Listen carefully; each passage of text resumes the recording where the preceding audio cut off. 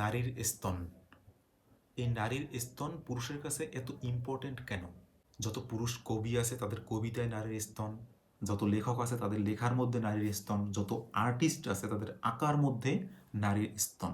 এবং শুধুমাত্র স্তন না, সেই স্তনের বিভিন্ন সাইজ, বিভিন্ন ডিজাইন, না জানি কত ফ্যান্টাসি। যেসব পুরুষ আছে সমাজে, এই দেশে, এই পৃথিবীতে, সবার মাথার মধ্যে ওই একটা জিনিস কিন্তু সবসময় থাকে যে নারীর স্তন। দেখবেন যে কোনো পুরুষ কোনো মহিলার সামনে আসলে ওই পুরুষের সবচেয়ে প্রথম নজর যায় ওই মহিলার স্তনের উপরে। এটা সব জায়গায়। কিছু কিছু জায়গায় কোনো কোনো মহিলারা বলে যে স্তনের দিক তাকায় ওই পুরুষ, উনি ভালো না। আবার অনেক পুরুষ আছে যে স্তনের দিক তাকায় পুরুষ জাতি, এই জন্য মহিলাদেরকে ঢেকে রাখতে হবে। ঘুরে ফিরে ওই একটাই, যে পুরুষ স্তনের দিকে তাকায়। এর পেছনে কারণটা কি? নারীর স্তন এত ফ্যান্টাসি কেন পুরুষের কাছে? এটা কি শুধুমাত্রই সেক্স? শুধুমাত্র ডিজায়ার? না, এর পেছনে একটা গভীর কারণ আছে যেটা লজিক্যাল।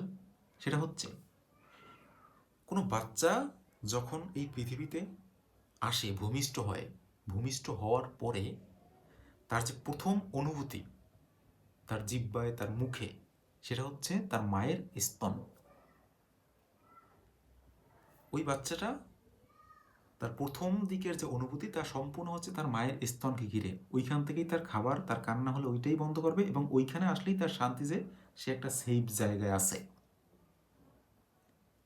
এটা হচ্ছে মানুষের প্রথম প্রেমের মতো, যে প্রথম প্রেম যেমন কেউ ভুলতে পারে না, তেমনি প্রথম অনুভূতিও আপনার পক্ষে ভোলা সম্ভব না। যখন বাচ্চাটি একটু বড় হয় তখন অন্যদের কাছে, তাদের কাছেও একটু আরাম পায়, তাদের সাথে একটু খেলতে পারে, নিজে নিজে দাঁড়াইতে পারে, নিজে নিজে ইন্ডিপেন্ডেন্ট হইতে পারে।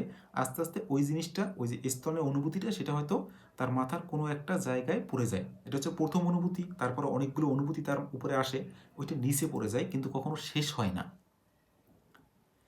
আমাকে আমার একটা ফ্রেন্ড প্রশ্ন করছিল যে ওর একটা ফ্যান্টাসি, যে কলেজে থাকতে ওর ফ্রিলি বলছে আমার কাছে, যেটা তার, যার জন্য আমি ওকে থ্যাংক ইউ জানাই। এটাও বলছে যে আমি তো সবার কাছে বলতে পারি না, তোর কাছে বললাম, তোকে মনে হয় যে তোর কাছে বলা যায়।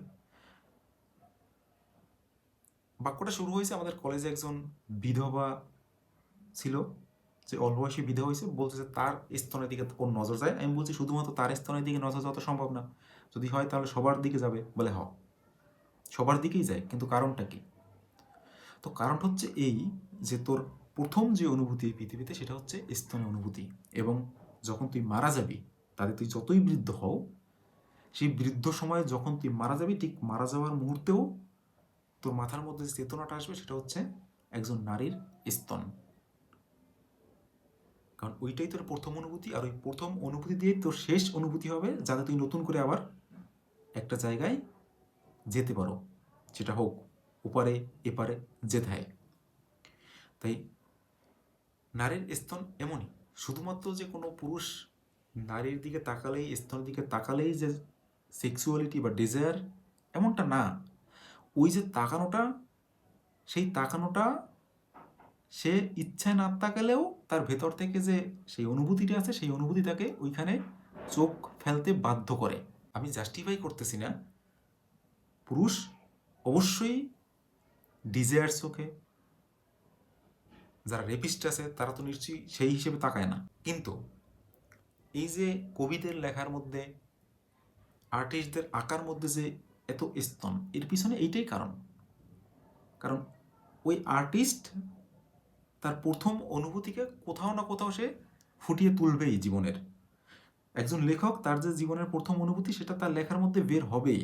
একজন কবি তার যে প্রথম অনুভূতি, সেটা তার কবিতার মধ্যে বের হবেই।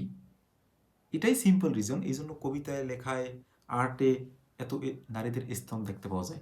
এই জন্য নারীদের স্তন নিয়ে এত ফ্যান্টাসি পুরুষের মধ্যে।